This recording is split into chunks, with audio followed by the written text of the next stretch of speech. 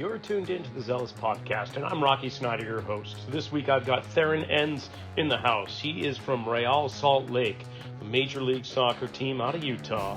Senior Director of Athlete Health and Performance. We're going to get right into a deep conversation all about what it's like to manage a huge team of professionals for Major League Soccer. Be sure to subscribe, follow us on Instagram at Rocky_Snyder. Here we go.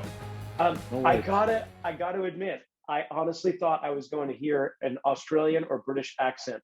No, not at all. I'm as American as you get. Born in Chicago, raised in the Midwest, Southern California, and I've been kind of everywhere since then. So No kidding. yeah. Did you grow up with soccer? So yeah, I mean, I think like most kids, you start with soccer, right? It's an easy sport. Parents see it as a safe thing. I played probably in, middle grade schools when I started. My athletic ability, Rocky, probably left me before I was born, so it was never going to be a long-term career. But I mean, like any other young guy growing up, you love sports, you want to be around it, and I think that's kind of how I gravitated into this business. But soccer's always had a place in my heart, and yeah, I mean, obviously I've been in soccer a long time now. I did start out in a couple other sports right out of school, but yeah, I've been very, very fortunate. I'm not going to lie. I mean, you know how brutal this business can be with people getting churned over and eaten up. And I've been fortunate to be at a couple clubs, but long term, 9 years in Colorado, 10 in Houston, and now this is my sixth season here. So I'm pretty fortunate. And what were you doing in Southern California? You mentioned that. Yeah, so my dad moved there for a job when it was, I think, fourth grade. We moved from Iowa to the Inland Empire, so like Altaloma, which is now like Rancho Cucamonga. We lived there from like fourth grade through high school, and then I did my undergrad down at Point Loma in San Diego. No kidding. Yeah, small little church school down there, little NAIA school, which is now I think Division II NCAA. But yeah, that's where I kind of grew up. I still have family down there.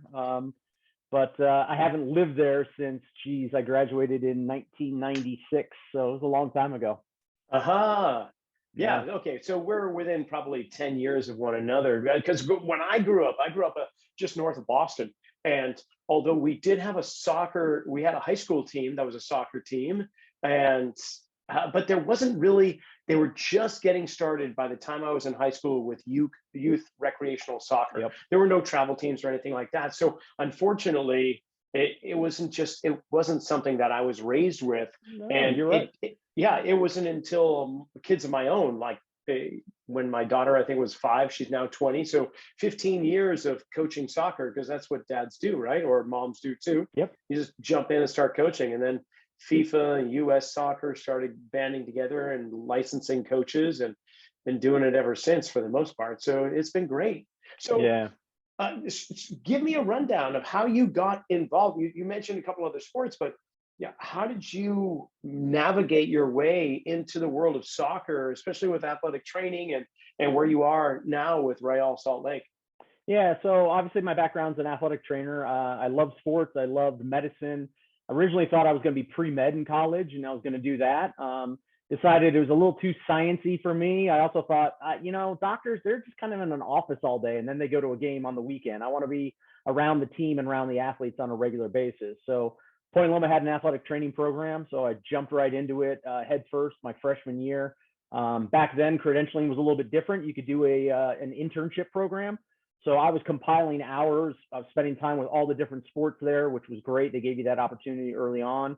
I knew it's what I wanted to do for a career, so I went and got my master's from an accredited program at Western Michigan. And then from there, I had this burning desire to be in Division I sports. So I took probably one of the worst paying jobs I've ever had, and went to Villanova kind of like a grad student, maybe $1,000 a month back then. But I got to do men's and women's soccer, and then indoor and outdoor track. And I'd always loved soccer. It was fun. It was great. I enjoyed the sport. But I was presented with an opportunity from a coworker there to get into professional sports. He asked me one day what I wanted to do, and I said, pro sports or D1, college. That's my goal. He's like, oh, you want to do pro sports? Give me your resume. I go, well, what for? He goes, just give it to me.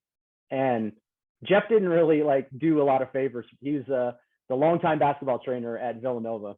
And I don't know what it is, but it sparked something, and he sent it off to the New York Jets where he had a connection, and got me in with them. And I did a seasonal internship in the NFL, and it really opened my eyes to what professional sports can be like for an athletic trainer, and it's really what I wanted to do. And so I set my sights on, I'm staying in pro sports as long as I can, and left that year-long internship and ended up getting a job in Major League Soccer early on in the league. It was like its third or fourth year back in '99 as a equipment manager and assistant athletic trainer. So it was my way to get my foot in the door. Didn't really want to be the equipment guy, but when you're young and you're hungry, you take some opportunities. And I figured it was a young burgeoning league, and I figured I would get myself involved and see where it went. And got promoted about a year and a half later to the head trainer position. And what team was this? I started with Colorado. I was with the Rapids. So got to Denver in early 99, was it? Yeah, early 1999. Spent about 9 years there as the assistant, then the head trainer. Left to go to Houston back in '08. So I was with the Dynamo for 10 years. Kind of worked my way up. Organizations were expanding. Was able to get myself into like a director of sports medicine role because we had a academy, we had a women's team. So I was overseeing the hiring of those staffs. And then from there, I moved to Salt Lake back in 2018 to do the same role. And then just 2 years ago, got promoted into my new role. Congratulations, by the way. Thank you. Fantastic. Okay, so you gave me a whole bunch of things to ask you questions about, which I love. First of all, New York Jets, you said it really opened up my eyes as to athletic training in the professional sports world. What was it that your eyes opened up to? What was it? What was that experience, and what made you just go, oh my gosh, this is the direction I want to go in? Well, obviously, it's the biggest league in our country, right? I mean, it is the dominant player in pro sports. And so resources are almost unlimited. The professionalism, the drive, the hard work, like everything is like superior there, right? It's back then it was, and I'm sure it still is, it's the league where you try and outwork everybody. You outwork your coworkers. Every coach wants to be the last one there, burning the midnight hours. It's the drive at that level that everybody wants to succeed. And, to see all the resources, to see all of the equipment, to see the facilities, to see, almost an unlimited budget when it came to, supplies or anything that you needed to help the team win was awesome. And so I said, I really want to be in this environment because I had done small schools. I'd come from there, and, I wanted to be at the peak of my profession. And so professional sports is really where I set my goals and looked at some opportunities because I knew that was just a year-long internship. Grateful for that seasonal assistant position. But I knew that I was going to have to move on. And so I looked at various things from baseball to soccer to, even continuing possibly in the NFL Europe. But the soccer one appealed to me because I had played as a kid, still loved the sport. And that opportunity came up to go to Denver, which is a great town, and just kind of grabbed a hold of it and ran with it. Yeah, fabulous. And then you also mentioned that back in school, at the time you were going to get your certification as an athletic trainer, I imagine it wasn't required to get a master's at that point in time, correct? No. So I'm of a certain age that I was before this, current generation of entry-level masters. So back then there were two options. You could go to an accredited undergrad program, take the courses, and then sit for the exam, or there was an internship route. As long as you met a certain number of classes that fit within the educational model and you volunteered and did your hours learning. I think back then it was like 1,800 hours of internship experience. If you did that over the course of your collegiate career, you could then apply for the exam. So that's what I did. I threw myself into it. Very fortunate at Point Loma back then. I was a freshman and I was in the training room learning things, right? I didn't know anything. I hadn't taken my first athletic training class, but they let me be in there, see what was going on, ask questions, just kind of soaking it in. So it was actually pretty good. I'm a bit of a visual learner. So being in that environment was better than reading textbooks for me. You could see things and experience it. So when I actually got to those athletic training classes in my sophomore, junior, senior year, I'd seen a lot of the stuff I was reading in the textbook. So it was easier for me to onboard that knowledge and just go, oh yeah, I've seen this already. And it just kind of went from there. Well, as I understand it, correct me if I'm wrong, but these days you can't apply for internships until after you're done with your undergrad. And it's only when you're going for your master's that that organizations like the Houston Dynamo, Real Salt Lake, Oakland A's, or any other sports will say, okay, we can bring you in. Do you find that? Because I had another athletic trainer on, and maybe I misunderstood, but it sounded like internships are not something the undergrads are doing. It's getting more difficult, right? If you look at any of the healthcare professions, right? Physical therapy is now a doctorate level degree. Yeah. Athletic trainers are now a master's entry level. So it's getting more and more difficult for undergrad students to get experience with the professional team. So I modeled here a similar program to what I had when I was with the Jets. So we have seasonal assistants. When I came in, they had 4 of them, and they were not required to have their degrees, not required to be certified. So we did have a few undergrad students, but as the shift went to master's entry level, we started changing our requirements over the past few years. And we are now at the point where we look for somebody who is ready to graduate, because our season doesn't line up with the school schedule well at all. So we're looking for somebody who's like in their last semester, ready to be certified, or is already done and certified, looking to get their chance to be in pro sports. And so we pay a seasonal person to be in with us, along with our 3 full-time athletic trainers on staff. And you, speaking of staff, I mean, you've got quite a staff underneath you as the director of sports med and so on. But actually, what is your official title with Real Salt Lake? Yeah, so my new title is Senior Director of Athlete Health and Performance. And so I oversee not only the medical staff, but the performance staffs for all of our various teams underneath the umbrella of Real Salt Lake. Which makes complete sense. But you're dealing with the women's team, the academy, as well as the men's MLS team, right? Yeah, we actually have 2 professional men's teams. We have the Major League Soccer team, and then Major League Soccer formed a new 3rd division, which is called MLS Next Pro. So we have that team as well. And then we have 2 boys residential academy teams on property. And then we're going back into NWSL next year with the return of the Royals. So we'll have essentially 5 teams in our organization. Oh, man. And with the academy, the 2 teams there, we're talking maybe as young as 14 or 16. Yeah, we have under 15s and under 17. So some of them will come in at 14 years of age. So we'll have those 2 teams are 25 kids roughly each. So there's 50 there, 20 and 24 so at the 3rd division level.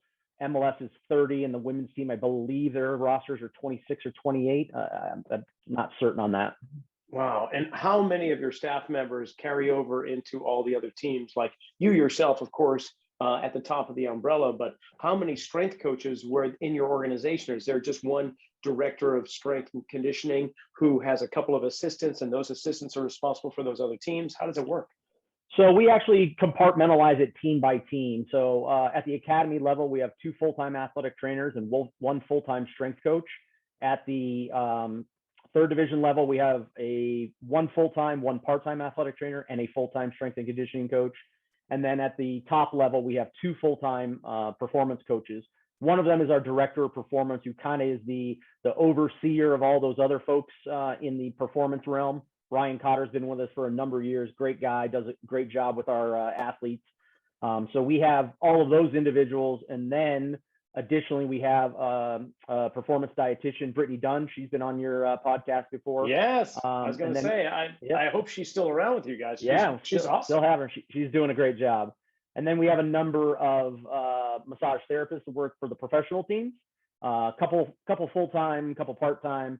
And then we just recently brought on full-time a director of mental performance or mental performance coach. And he does go across all levels. He's the one guy that kind of sees everybody right now. And what was your decision on that? I mean, is it just something that you realized was something that was missing? Is it something that is trending where all the other teams are going with it? I mean, obviously, I know the importance of mental preparation and performance, but what was it that you decided, okay, we need somebody specific for this role rather than trying to pull information from a performance director and so on? Yeah, I think it grew organically. The initial idea actually came from our assistant general manager, who wanted somebody for the academy boys, because they're residential, right? These kids are moving away from home, 14, 15, 16 years of age, living in dorms on property, going to our public-private charter school. So they wanted somebody as a counselor to be around for those guys. And that's the initial role that Jordan Johnson filled for us. And so started to do great work with them. I was seeing how he was getting really ingrained with the athletes and helping them out. And we do have a lot of athletes that'll work in our academy, but maybe play up to the third division on the weekends. And so these kids are kind of bouncing between levels. So he was seeing people from different levels. And we got together with management. And I said, look, we need to make this a full-time role for a mental performance coach. And so Jordan's obviously was in the organization. So we put him in that new role and had him start integrating with the different teams. And, you know, that's a combination of things: buy-in from the coaches, buy-in from management.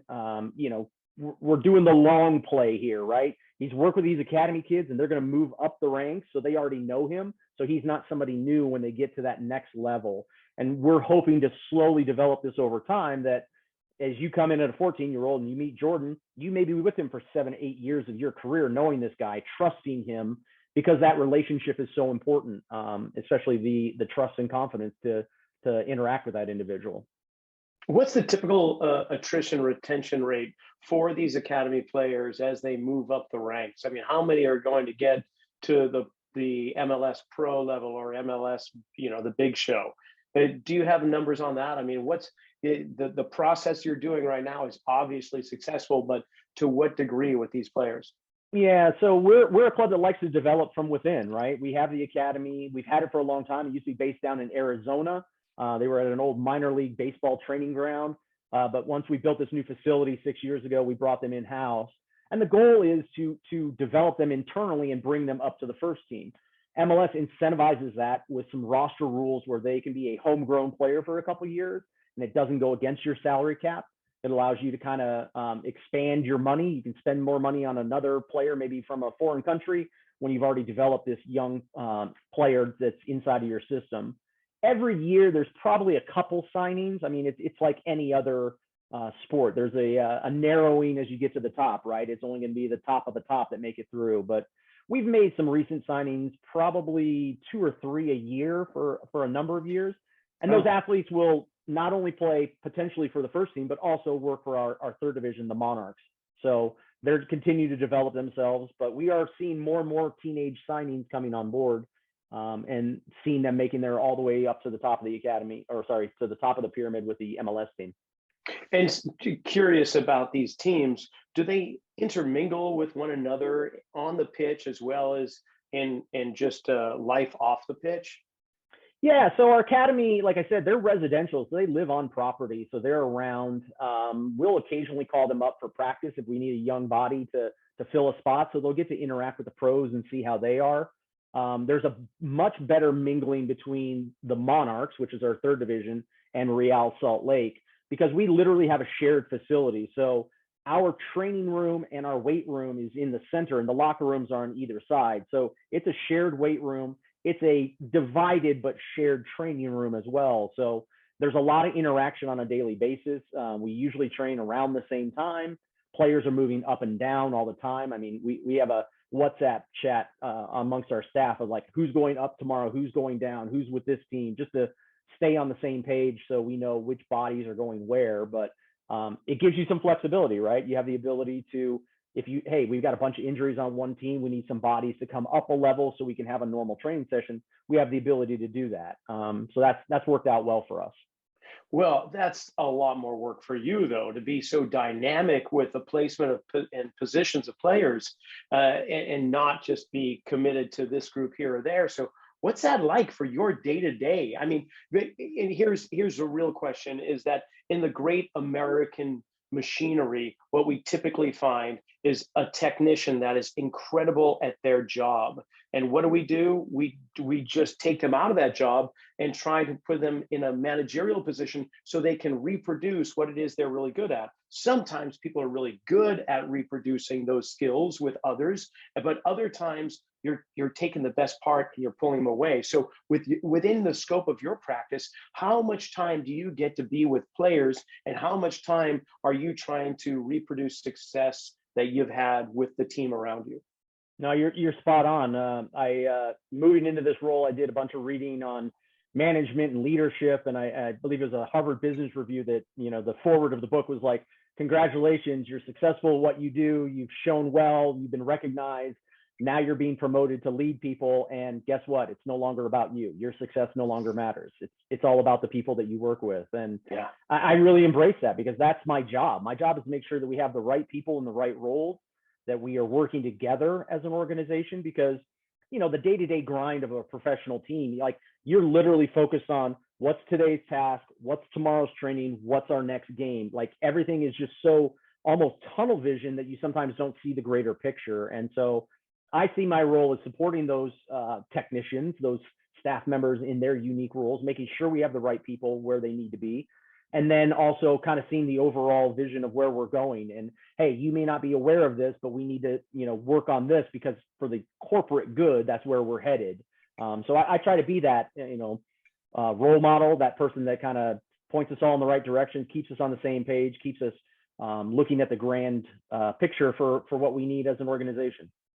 And are there times still where you can get your hands dirty, so to speak, your hands on an athlete, and whether you're taping or doing ART or anything that you've acquired over the years, is that still part of it, or is that just one of those kind of, hey, here's my opportunity to do what I used to do, let's go? Yeah, it's a little bit like that. It's funny, some of the athletes kind of joke, they're like, I don't see you do anything anymore. I'm like, well, yeah, I used to run around as the head trainer doing everything, and now you just see me probably in an office having a conversation, answering an email, talking to somebody, doing something. But I try to keep my head in the training room and around the performance area, so I know what's going on with our guys. Obviously, I have an incredible staff of people that are great at their job, who know what they're doing.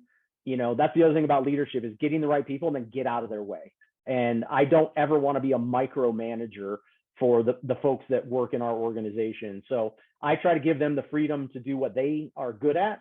Yeah, I'll occasionally jump in, like, you sometimes have a veteran who's like, hey, can you tape me? I just like the way you tape, and I'll do that every once in a while. But I also have to say to them, look, I'm not traveling on every away game anymore, so you need to be used to the staff. And I try not to undercut my staff and step in and go, well, hey, I'm going to take over here because it's this guy. But I try to stay close to the first team, because obviously that's our biggest program here. Make sure that they're getting what they need, and keeping my pulse on what's going on, in case I get asked the questions from management or ownership, are like, hey, what's going on there? And I need to know those finite details, even if I'm not the one performing those services on a daily basis. Yeah, I see. Correct me if I'm off the mark here, but you're the creator of processes and systems, taking in the expertise of your team, as well as the accumulated knowledge and experience that you've garnished over the years, to create processes that systematize, but yet create a sense of individual player care at the same time. Is that legitimate? Yeah, I mean, that's the goal. That's what I'm trying to do in this role. And like you said, I mean, you don't want to tell them exactly how to rehab the hamstring. The general goal is, this is what we want to do, but I'm going to let the individual clinician express their skills and their experience. If there's sticking points, if there's disagreements, we can talk it out. I can put in my years of experience. I mean, I do have a very experienced staff. Our head trainer now for the first team, he's been in the league like 17 years. So he by no means needs to have his hand held. And the rest of our staff has been with us for a number of years at the first team level. So they're a pretty smooth running machine, but we sit down every day. We have a morning talk about our athletes and what the practice is going to look like. That's just as a performance and medical group before we go in with the coaches, and then talk details of, hey, what's training? What are we doing? That's where we give our recommendations, say, hey, look, this guy should only do part of it. This guy's going to be on the side coming back, kind of the nitty gritty nuts and bolts of what our day is going to look like. And then we try to sit down once a week and do like a long-term look at, hey, where are we at for the coming weeks with this guy who's out? When are we anticipating this person being back? How does that fit in with the schedule? Because sometimes your schedule is so busy and brutal, you don't have time to properly integrate them into a training session. So you kind of have to recreate that on your own. Okay, how about this? If you don't mind, take me through the process from beginning to end, soup to nuts, if you will. You have a player that has to be removed off the pitch because of an acute high hamstring pull. What is that like all the way to return to play? I know it's quite a lengthy process, but just on average, who are you going to bring in terms of your professionals on the team, and what's it going to look like? Yeah, so like I said, each team's got athletic trainers. We're fortunate we have a dual credentialed athletic trainer, physical therapist on the first team. So those individuals will immediately assess the athlete to see where he's at, figure out what needs to be done. Does it need to be referred to our physician immediately? We have a great hospital partner that has a clinic just down the road from us. So we can get a guy in a car, get an ultrasound, get an MRI within moments if necessary, although we don't often rush into that because we know, imaging within the first 24 hours isn't vital, for a lot of things. It's not going to change the fact that they're hurt. So we have a great physicians group of orthopedic surgeons, sports medicine, non-op doctors that we work with. And then we'll lay out the plan with that individual once we know their diagnosis as to how they're going to get back. And, kind of in the old days, it was you sat on the table and you did your exercises till you were fit enough to then maybe go in the weight room and do something before you went out and the coach, did some stuff with you on the side. But we try now to kind of blend everybody in like right away. So we'll have plans in place the minute they're hurt. They're already in contact with our performance coaches. Hey, what's he going to do to maintain his strength? How can we work around the problem? What things can he do for alternative cardio while he can't run because of this hamstring? So we try to blend that together as quickly as possible because everybody has a unique skill set and ability to help that athlete. And it's not that stepwise progression that we used to have. It's more of a seamless kind of interaction between everybody so that we're all contributing to that athlete's success. And then as they get more and more fit, they're doing more and more on the field. Very fortunate that not only some of my athletic trainers, but some of our performance coaches have a soccer background. They know how to kick a ball. They know how to run drills. They know how to recreate positionally what is needed for that athlete. They can look at those hard metrics of GPS and say, we need this many decels, this many accelerations, this many meters, and build up that profile of the athlete as they're returning. By the time they return to the field, then we can say to the coach, he's ready for partial training tomorrow. So he can do warm-ups with the team. He can do rondos. He can do a little bit of the small possession, but he's out of the big 11s because he's not ready to sprint.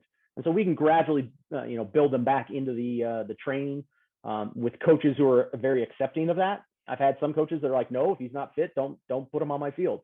Our current coaches are great about that. Let us blend that back in.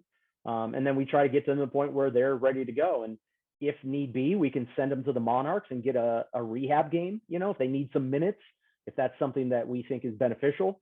Or we can just get them back into the lineup and talk to the coaches about what the minute limits it would be coming off a bench, and then eventually get them back to 90 minutes fit. And then when it comes to your team, I imagine you have quite a hand in the interviewing process, hiring and releasing, correct? Yeah, so that is one of the tasks that I have. Everybody is always looking for the next great job, and everybody wants to move up, right? And I say this with no disrespect to anybody who works at that level, but most people don't want an academy job and want to stay there for 25 years. They want to move along. So there's natural progression in people's career movements. And I've always said I'm never going to stand in somebody's way. If they have a better opportunity, I'm going to support them and let them seek that out. So we do have staff turnover. We are looking for people. For me, especially on the medical side, this is kind of where that seasonal position can be a year-long interview. You can see, hey, what's their personality? What are they like? How do they work with individuals? Do they understand how we work as an organization, and do they fit in? Usually that's the first place I look when we have an opportunity at the academy or at the third division level is, hey, internally, do we have somebody that already knows our system, who already works with us that we can just promote?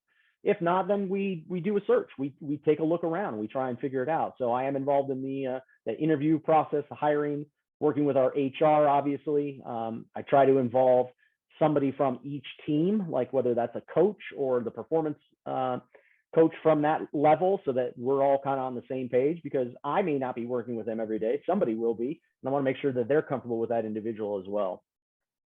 Okay, how about this then? Because of what you just said, I'm wondering about, say, manual therapists. You've Sure. got your body workers, massage therapists, but and there's so many different avenues of concentration.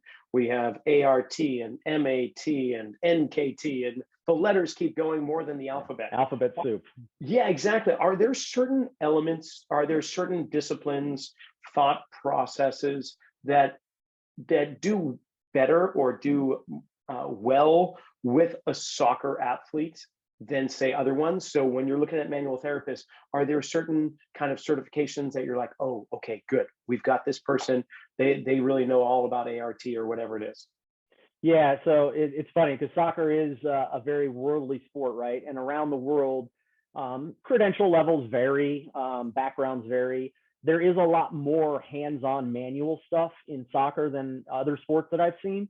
And so you have to have people, that are comfortable with that, because there are therapists who are like, hey, I'm an exercise guy. That's all we do is, you're going to do this exercise. I'm going to watch. I'm going to coach you through it.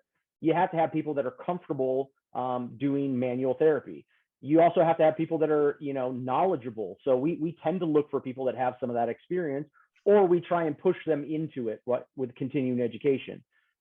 There's a number of things that are out there that we find very effective when it comes to treatments. Dry needling is very, very big right now. We use that. Almost everybody on our staff has that.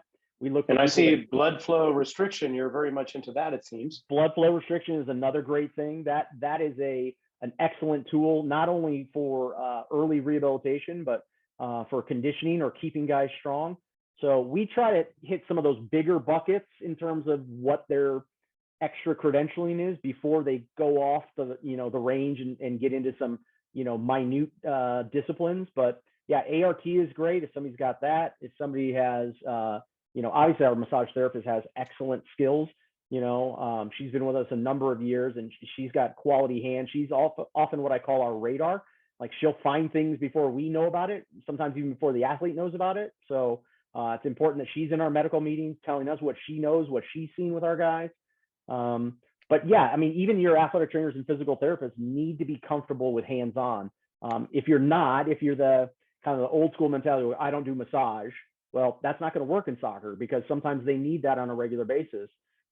It can lead into more normal traditional therapies, but you better be comfortable with hands-on, better be comfortable with high hamstrings, groins, glutes, things like that, we even have to have that conversation with normal massage therapists when we're hiring them. It's like, look, this is not a clinic. This is not a, wearing long shorts and you're not going to, you work on a muscle attachment, in a sensitive spot, because it's needed for our guys, So yeah, soft tissue skills are paramount. If you want to get into soccer, I would say the more that the better off and more well-positioned you will be.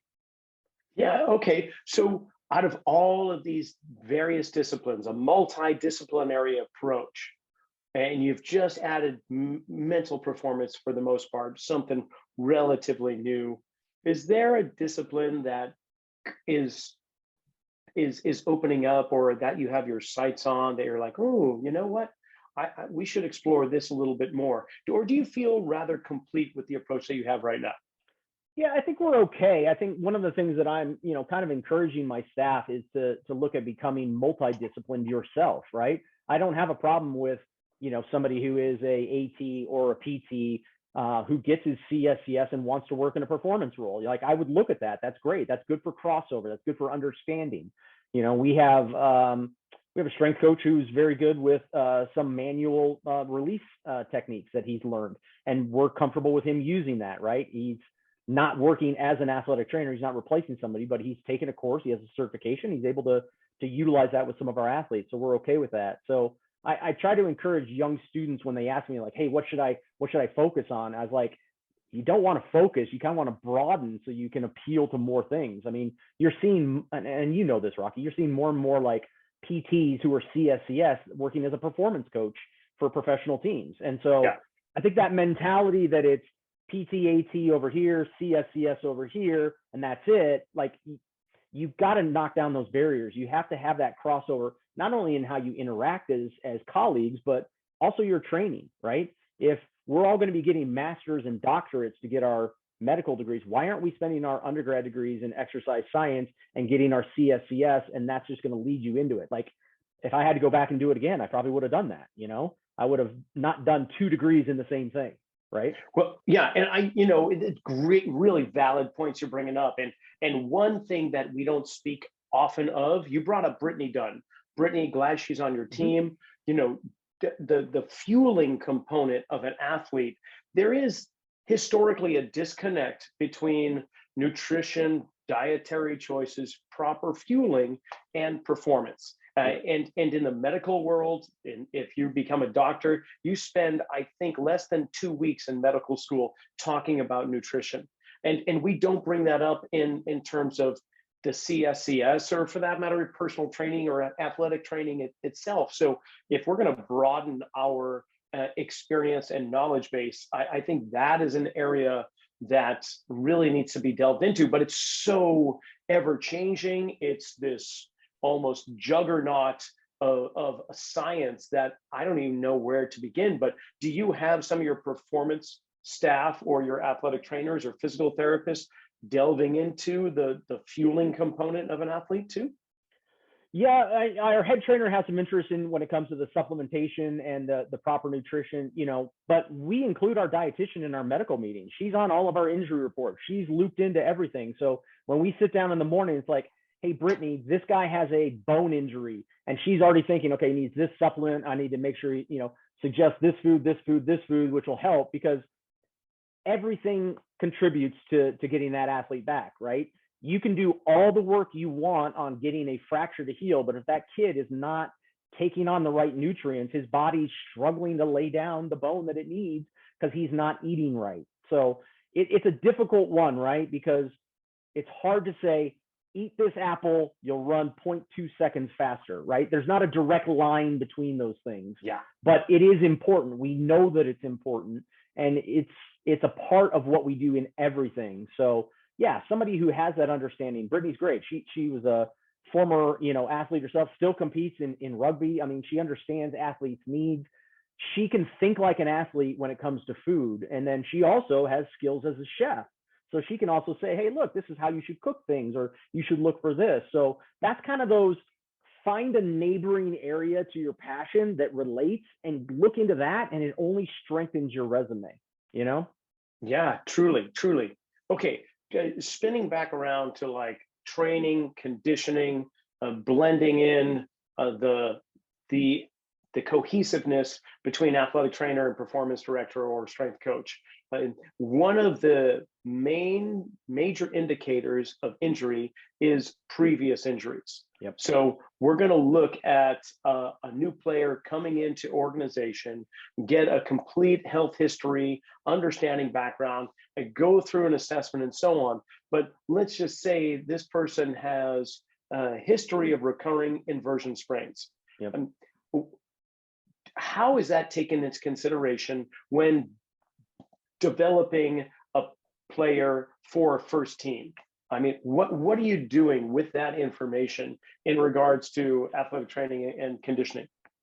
Yeah, so obviously we screen all of our athletes when they come in. They do a comprehensive medical examination when they join us. That includes their injury history. Sometimes that's, you got to ask questions because, older athletes don't want to tell you everything. They don't want you to think they're beat up and, a problem. We have access to records if they've been in our league. Our league shares medical information because we work kind of in a single entity concept where the league works together to, develop the league. So we do have those resources. But when they come into us, we'll do an examination, and that can be imaging right away, day one, discussions with the doctors about what they think needs to be done. But then that goes into specific performance testing, and our performance coaches will get our guys through various testing for their muscles, for counter movement jumps. And then we'll also do individual, like handheld dynamometry on injured areas with our medical staff. And then we'll collaboratively come together and say, okay, what do we need to do for this athlete? And it may be, look, he hates doing rehab. Okay, let's talk to the performance coach about sneaking some rehab exercises into his prehab or his warm-up for the lift today, and individualize it to that athlete so that they're getting what they need. It may not have to come from my mouth as the medical guy saying, hey, you've got to do this exercise. It's okay if the performance guy is saying that, if they respond better, right? We joke, some guys don't want to come on our side of the wall into the training room. They only want to be in the weight room. Okay, well, it's fine. They don't know that we're working together behind the scenes to make sure they're getting what they need and putting that in their program. So yeah, we'll individualize that based on their previous history. And then we'll do, a regular assessment of where we're at, whether it's a NORD board or a force frame or our force plates. to kind of see where they are during the year to make sure they're not slipping, below those thresholds that we want for them. And then some of it sometimes is as simple as, hey, go grab that guy, bring him in here and have him do some isometric work on his hamstring on the table. Just a couple reps just to keep that thing prepped and ready to go. I know we've been playing a game every 3 days for 6 weeks. It's been very hard to get intense workouts in, right? But our medical staff does a great job. Hey, game's over, come in, do these exercises. Let's work on your lumbopelvic stabilization. You've had hamstring problems. Let's not let it slip and get too far away. Do a little bit, take that little, I think the popular term now is like micro dosing of exercise. Give them that little stimulus. They're going to get beat up in the game. They're going to get 8,000, 10,000 meters of running. They're going to be tired from that. So you can't do a full hamstring workout after a game, but give them a little bit of something just to keep them going. And so staying on top of it like that is a better way to kind of ensure that you're going to avoid some of those problems down the road. Yeah. And now we're getting just another month or so where it'll be at mid-season. And how does that change in terms of your day-to-day compared to, say, 6 weeks ago, just getting geared up for the season to begin? How is that? What's your day-to-day looking like in regards to the players, the team, and so on, and the team of professionals? How does your job change as the season progresses? Yeah, I always joke that MLS is a marathon of sprints. You sprint from game to game, and before you know it, 40 weeks of your year are gone, right? So you do have to keep that kind of long-term focus. And that's, like I said, sometimes, focusing too much on this game, the next game, today's practice, you can miss some of those bigger things. So I try in our meetings to remind people, hey, look, we've got this coming up here. There's a chance for a break. I know the coaches aren't thinking about what we're going to do, during this 2 weekends off, but let's figure out how we're going to do that. And, we're coming out of an intense period. Like I said, we're playing tonight. We've got another game in 3 more days. That's going to be like, I don't know, 12th, 15th game in like 6 weeks or something like that. It's crazy. It's a busy period. So you do scale back some of the things you're doing off the field. Your recovery sessions become a little bit more lighter. You don't, do a full session on a Monday. You just get them on the bikes, get them loose, get them jog, stretch, get them recovered so they can train match day -1 Tuesday to then play on Wednesday. And then you got to recover them for the weekend and then get them back. So I joke right now, we only have really like one full training session a week right now, because it's either a day before the game or the day after. So you do what you can to stay on top of it. Obviously, keep reminding guys the education component's important. Staff will take turns sending out reminders. Hey guys, make sure you're being hydrated. Hey, use the urine stalls with the measuring so we know where you're at. Hey, don't forget, it's going to be hot when you're down in Austin this weekend. Make sure you're drinking up. So little bits of education as you go along, little bits of monitoring, little bits of microdosing those things to make sure you're not missing anything. That's kind of what we do in the middle of the season. And, because it's so busy, you don't have time for those, oh, we're going to work out 3 times a week and play on a Saturday. That's just not going to happen in season. So more restorative, regenerative in between matches, and maybe one day of training and conditioning. Is that what I hear? Yeah, I mean, that's essentially how we plan it. We bring in a part-time massage therapist in addition to our full-time on that first day back. So that's our regen day.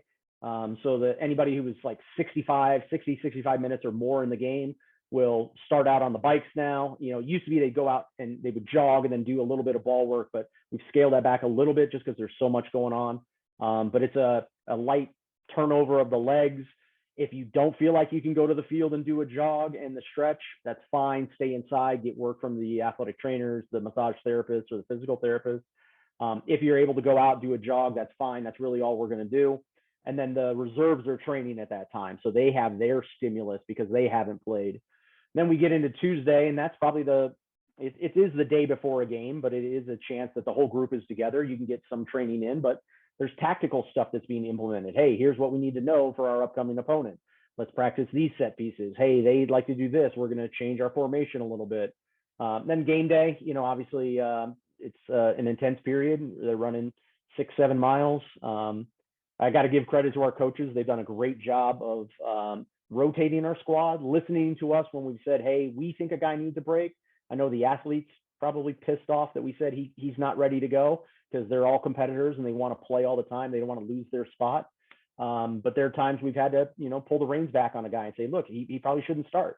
And the guy's not happy about it. But it's for the long-term goal of you're going to play in another 3 days when this guy who's playing tonight needs a rest. And so, performance, we always talk about what we do, right? Medical and performance to help the athletes. But don't forget, like, a coach can ruin those plans if he doesn't listen to it, or he overtrains them, or, changes the schedule or whatever. So having that triangle of medical performance and coaching on the same page is very, very helpful. And it's the sweet spot that we're all searching for.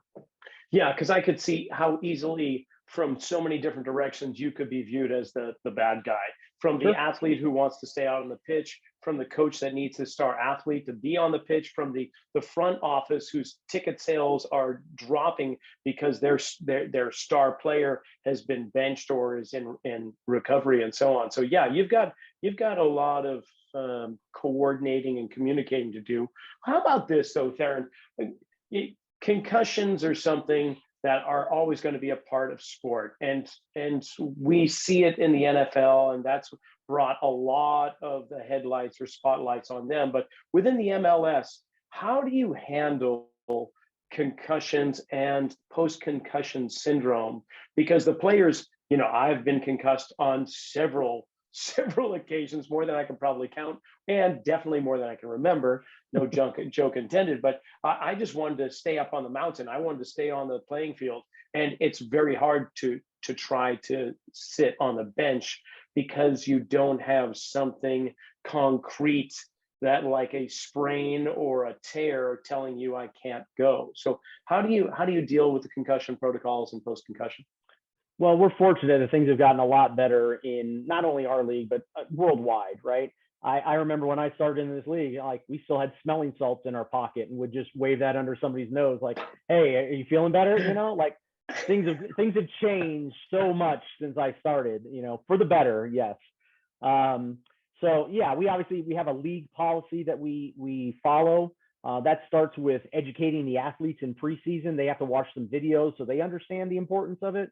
They have to undergo some baseline testing, and it's several different types of testing. It's a computer test, it's a pen and paper test, it's a physical test. So those are layered into our preseason physicals, so that they are given a baseline so that we know if something does occur, we know how to test and retest. But yeah, there's set protocols now that I think weren't around back in the day. It was just you literally went, do you feel better? You ready to go? You're trusting them and their subjective, reporting, no objective reporting. We're getting better with the ability to sense, what's going on and understanding how long they need to come back. And I think some of those timeframes that are there, as much as athletes hate them, I think they're great because it actually gives us a little bit of breathing room where we go, look, we just have to do this. This is the program. I can't have you get a concussion on Wednesday and clear you Thursday to train Friday to play Saturday. It's just not going to happen. So following those protocols has been very helpful. And the international experts, they get together and they revise that. I was at a medical meeting in London, and they're talking about SCAT 6 coming out here shortly, right? We're doing a SCAT 5 right now for sport concussion assessment tool. Now they've got a new one, and they've got a new in-office one. So, they're evolving those things. So it's helped us with how we care for our athletes. But there are still some of those ones that are problematic. Like, you just can't figure out why this guy doesn't feel better. And, sometimes you really have to figure out the puzzle pieces, and that's sometimes that experience helps doing that. Having good expertise or experts to lean on is helpful. But yeah, they could still be tricky. I mean, I think we've all had one or two cases where it doesn't seem right. Like, I don't know why this guy's not getting better. I thought we did everything. It's been a long time. And sometimes you just got to find out what treatment avenue or assessment or, really figuring out innovative ways to treat what's causing them the problem, right? Yeah. But yeah, we're still learning. Okay, one of my final questions involves flopping. Okay, yeah. When you were We're talking about the NBA Finals, right? Yeah. Exactly. Okay, I just want to make sure. When you were on the sidelines for any team for that matter, remembering that you were there for the Dynamos and other teams, so we're not going to name names here in any way whatsoever, even going back to to the university and so on. But when you were an athletic trainer on the sideline and you had players hitting the pitch, going down, at what point in time in your head going, do I really need to run out there, or am I just kind of watching a Broadway production? Yeah, it's funny. I often say the more rolls, the less hurt they are. If guys are hurt, they usually don't move much, right? Maybe they just roll over once. But I have a funny story. I had a player. He was from Central America, and we were playing in a game. I don't even know where it was. It might have been Champions League. We might have been in Mexico with the Dynamo. We might have been Central America. I'm not certain. He gets fouled, and he rolls 5 times one direction, realizes he's out of bounds, and rolls 3 times more to get back onto the field. And I'm like, there's no way this guy's hurt. Like, you just knew he wasn't hurt. Like, you knew he was just trying to embellish and get a foul called. I mean, I joked about the NBA, but like when people like take a dig at soccer and like, oh, I can't stand the flopping. I'm like, do you watch the NBA? There's plenty of guys taking a dive for a charge and flopping and screaming when they get touched. It's part of the game, right? I think our Hispanic friends love it because it's part of the drama. It's part of the gamesmanship. It's part of the, I'm going to put the referee in a tough position, and make him make a decision. So if you can appreciate those finer little dark arts, it's interesting to watch. But I understand the average American sports fan gets frustrated, like, oh, be tough, take it. I'm like, well, it happens in other sports. You're just not ready to admit it. So yeah. All right. Well, I see the Arsenal flag on the wall behind you. It's obvious right there. But when it came to World Cup, aside from the U.S., which they did great, actually making it all the way to as far as they did, what team do you typically root for in the World Cup outside of the U.S.? I don't have a typical team. I really got behind the narrative of Argentina and Messi this year. Like, he's a great player, and for anybody to say he's not the greatest because he hadn't won a World Cup, well, now they can't say that, right? That's right. So that was a fun one to watch. Obviously I'm USA through and through. Love our country, love our team. Know some people that work there, and we'll always be supportive of it. But once they were knocked out, it's like, okay, I'm going to get on this Messi train, and it sounds like he might be coming to MLS. So maybe there'll be a chance I get to see him on a field at some point. Oh, would that be great? And while we're at it, Premier League's coming to the U.S. this season too, so that's going to be quite nice. Do you have any games in the Salt Lake area with the Premier? No, we don't have any. Most of those guys are like Midwest or East Coast, but those European tours are getting more and more popular. I mean, obviously the fan base is growing in the U.S. Huge. People ask me why soccer's gotten more popular, and I say, number one, the game of FIFA.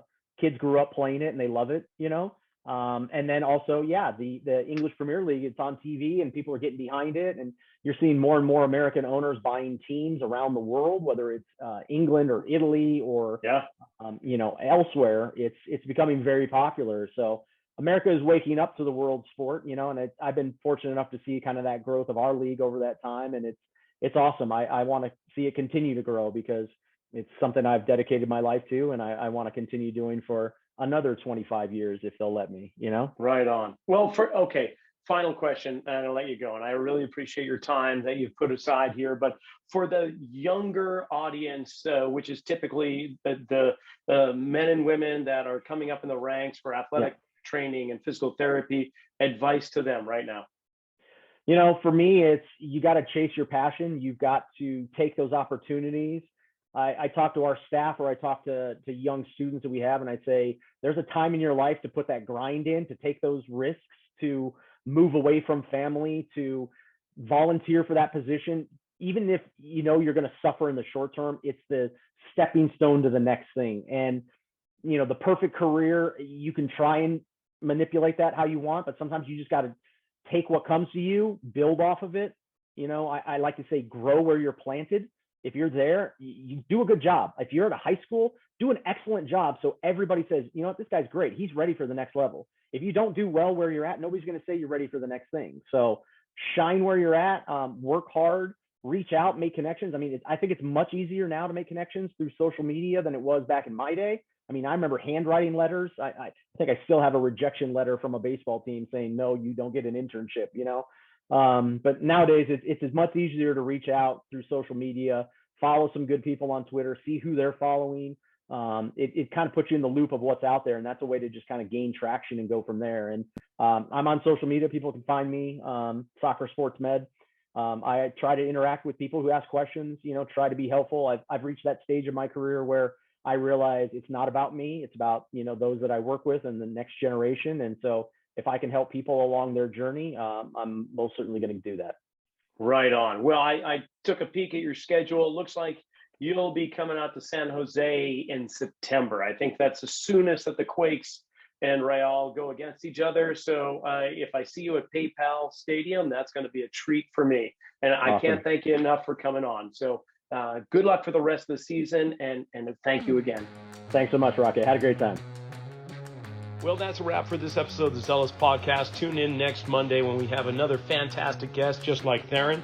And there's a lot of information out there, as well as in the archives. We've got over 170 episodes, so scroll back and see if you like soccer, hockey, baseball, whatever.